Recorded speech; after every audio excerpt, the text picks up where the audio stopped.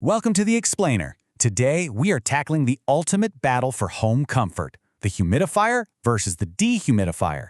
You know, it's a question practically every homeowner or renter faces when they realize their space just doesn't feel quite right.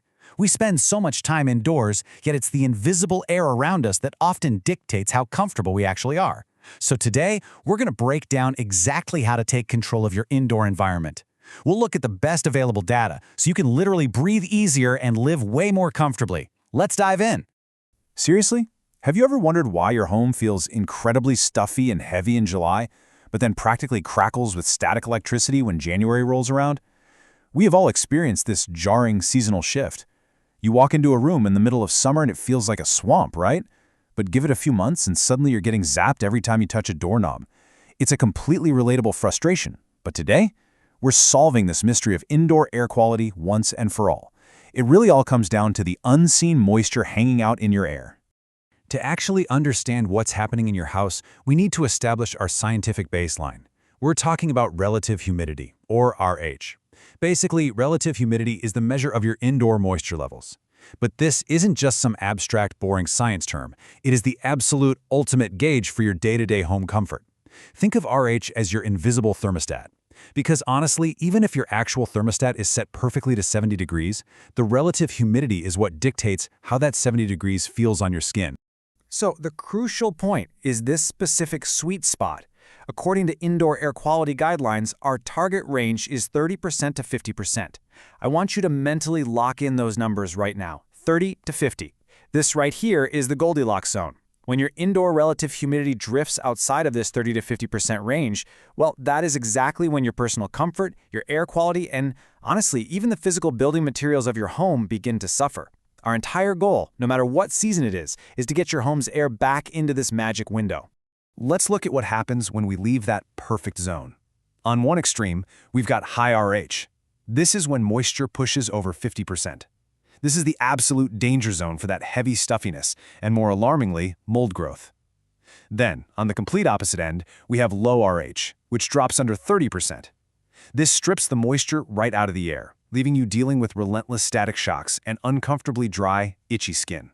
It's definitely a delicate balancing act.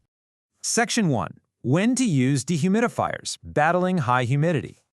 Okay, let's break these extremes down one by one, starting with environments that are simply way too wet. When the air is heavily saturated, and this happens a lot in basements, ground floors, or just throughout your whole home during those warm, wet summer months, we have to actively pull that water out. If you notice persistent condensation literally dripping down the inside of your windows, or maybe damp, musty odors when you walk downstairs, you likely need a dehumidifier. Visible mold or mildew is another massive red flag that your relative humidity is regularly spiking above that 50 to 60% mark. And remember, mold and dust mites absolutely thrive in this kind of environment. That's exactly what makes the air feel so incredibly heavy and stuffy to breathe. Now, what's really interesting about this is the totally surprising secondary benefit of removing all that excess moisture. Of course, running a dehumidifier helps prevent catastrophic moisture-related damage to your walls and floors. That's a given. But here's the crazy part. It actually makes your home feel cooler without you even touching the thermostat. Why? Because dry air allows your sweat to evaporate so much more easily, meaning your body's natural cooling system just works better. You could literally save money on air conditioning simply by dehumidifying the air. How cool is that? Section 2. When to use humidifiers, fighting dry air. But what about the exact opposite problem? This issue is heavily driven by our indoor heating systems just cranking away during the colder winter months. That heat aggressively strips the natural moisture right out of the indoor air, plunging our relative humidity way below our target zone. And just like with high humidity, your house and your body are going to give you warning signs. You'll probably notice constant static electricity snapping at you. Your beautiful wood furniture or door trims might literally start to crack. Physically, you're going to experience dry skin, irritated nasal passages, and maybe even some unexplained coughing. These are classic telltale indicators that your RH has dropped below 30 to 40%. Adding a humidifier specifically targets these symptoms, and trust me, it makes a massive difference in your overnight comfort and how well you sleep. Section 3. Do you need both? So we've seen the damage of the wet, and we've felt the discomfort of the dry, which brings us to the ultimate appliance dilemma. If you walk into literally any big box hardware store, you're going to see entire aisles dedicated to both of these machines. So the big question is, Should you be running a dual setup to constantly micromanage your home's air? The definitive answer is no, at least not simultaneously. Running both a humidifier and a dehumidifier at the exact same time is entirely unnecessary. In fact, it completely backfires. Think about it. You're essentially paying for two machines to fight each other in your living room, wasting electricity and pushing the relative humidity in completely opposite directions. In most homes, you really only need the specific device that corrects your current immediate problem. However, that definitely doesn't mean you won't ever need both over the course of a full year. A lot of households actually benefit from a strict seasonal rotation. For example, you might rely heavily on a dehumidifier during those incredibly humid, sticky summer weeks. Then, once fall hits, you clean it, pack it away in the closet, and switch over to your humidifier in the dead of winter when your heating system is just drying everything out.